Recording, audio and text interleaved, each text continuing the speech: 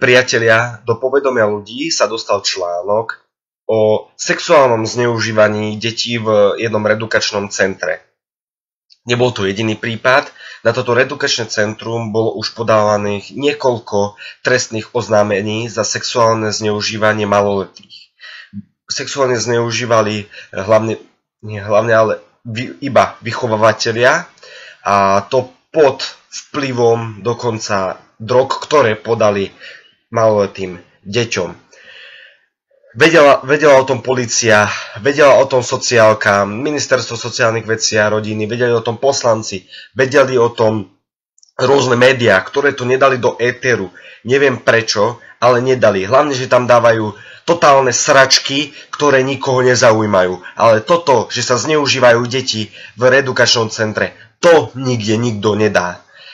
Vedeli o tom všetci. Nikto to neriešil. Až teraz, po tomto blogu, sa začala o to zaujímať polícia. Ale aj tak, keď polícia neurobila s tým nič doteraz, neverím, že sa niečo týmto zasraným panghartom, ktorí toto robili maloletým deťom, stane. A preto odkazujem, dávame polícii čas do konca mesiaca september.